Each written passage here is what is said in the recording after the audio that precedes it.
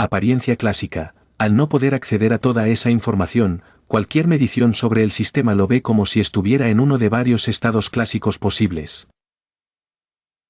Matemáticamente, la matriz de densidad se vuelve casi diagonal en ciertos estados estables, llamados estados puntero. Ejemplo con intuición. Piensa en una minúscula partícula de polvo suspendida en el aire, iluminada por el sol.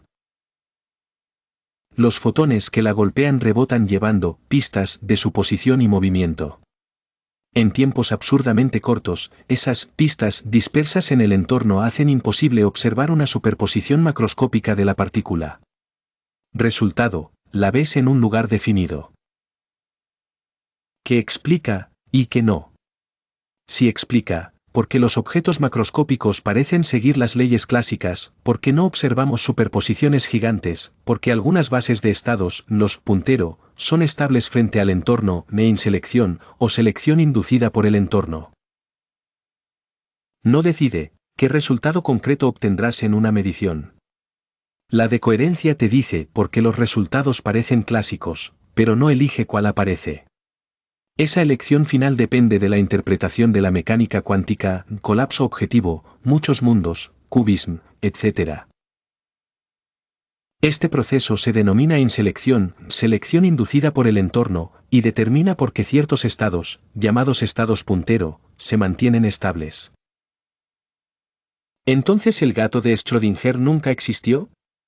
Como dispositivo mental, sí, muestra la tensión entre lo cuántico y lo clásico.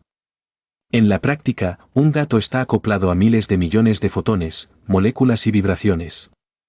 La decoherencia actúa instantáneamente a escala biológica. La decoherencia actúa instantáneamente a escala biológica. El sistema gato se vuelve clásico antes de que puedas siquiera plantear el experimento. La cuenta técnica en breve: los microestados cuánticos se describen por vectores con fases. Al interactuar con el entorno, el sistema y el ambiente se entrelazan. Si ignoras, trazas, el entorno, la matriz de densidad del sistema pierde términos de interferencia, los elementos fuera de la diagonal. Sin interferencia observable, la superposición no puede detectarse, y el sistema se comporta como una mezcla clásica. Haloperidol, la molécula que cambió la psiquiatría. Imagina los pabellones psiquiátricos de mediados del siglo XX, pacientes con agitación intensa, delirios que no ceden, tratamientos con resultados limitados y muchos efectos adversos. En 1958, desde un pequeño laboratorio belga, una molécula inesperada alteró ese panorama para siempre. Hoy te cuento la historia del haloperidol, cómo se descubrió, por qué funcionó y cuál es su legado. El punto de partida, una búsqueda y un desvío. El protagonista es el farmacéutico belga Paul Janssen, fundador de Janssen Farmacéutica. Su equipo no buscaba un antipsicótico, trabajaban sobre derivados de la petidina con la esperanza de obtener nuevos analgésicos. Pero en el camino apareció una familia química distinta, las butirofenonas. No calmaban el dolor, pero mostraban algo sorprendente en modelos animales: disminución marcada de la actividad motora y de la agitación, un efecto sedante distinto al de los barbitúricos. Entre esos compuestos emergió el R1625. Muy pronto recibiría su nombre definitivo, haloperidol. Lo que al principio parecía un accidente de investigación se transformó en un hito de la psicofarmacología. ¿Qué hace el haloperidol? La clave es su acción como antagonista potente de los receptores dopaminérgicos de 2.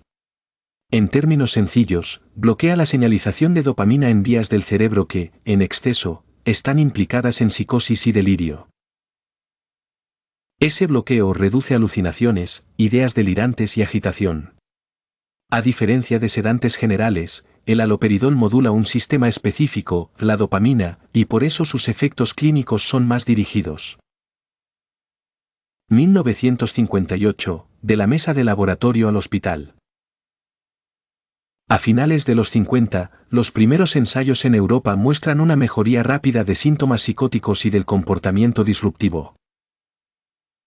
El fármaco se incorpora a la práctica clínica con múltiples presentaciones, oral, inyectable, y más tarde, decanoato de acción prolongada para facilitar la continuidad del tratamiento. Se convierte en un neuroléptico de primera línea en esquizofrenia y otras psicosis, y también en cuadros agudos como delirio hospitalario o agitación grave.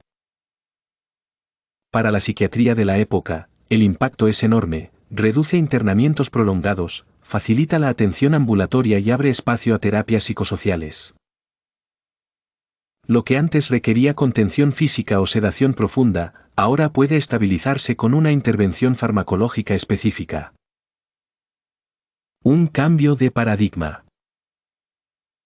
Hasta entonces, la idea de tratar la psicosis se parecía más a apagar incendios que a intervenir en mecanismos.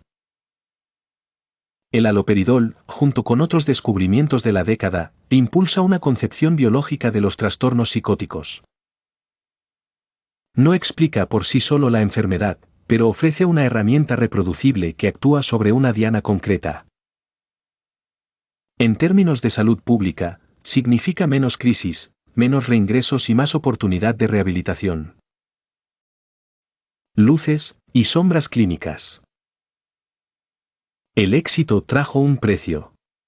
Al bloquear D2 en los ganglios basales, el haloperidol puede provocar síntomas extrapiramidales, rigidez, bradicinesia, acatisia, y con uso prolongado, discinesia tardía. También puede causar elevación de prolactina, somnolencia, cambios en el intervalo QT, rara vez, síndrome neuroléptico maligno.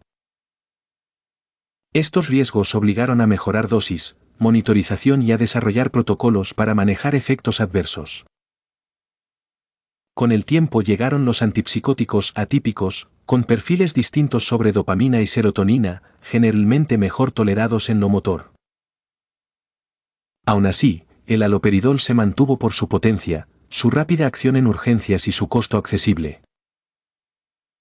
En muchos servicios, sigue siendo la herramienta de referencia para descompensaciones agudas. Más allá de la esquizofrenia. El haloperidol también se empleó, siempre bajo criterio médico, en trastorno esquizoafectivo, manía aguda, síntomas severos de Tourette y delirio en contextos hospitalarios.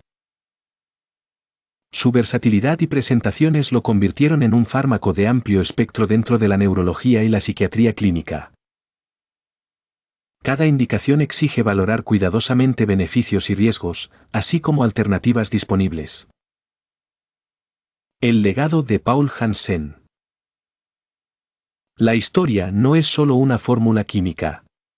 Es la visión de un investigador que supo seguir la evidencia aun cuando lo alejaba de su objetivo inicial. Desde Bélgica, Janssen impulsó una cultura de innovación pragmática, probar, medir, corregir. De ese enfoque salieron no solo haloperidol, sino múltiples fármacos que marcaron especialidades enteras. Su legado recuerda que la ciencia avanza cuando el laboratorio escucha a la clínica y viceversa. El haloperidol nació en 1958 como un accidente afortunado y se convirtió en una de las piedras angulares de la psiquiatría moderna. Su historia es la de una molécula que abrió puertas, alivió sufrimientos, al mismo tiempo, nos obligó a ser más cuidadosos con los efectos que acompañan a la eficacia. Hoy convive con nuevas generaciones de antipsicóticos, pero su huella permanece. Cambió la práctica clínica y redefinió lo que significa tratar una psicosis. Este contenido es divulgativo y no sustituye la valoración médica.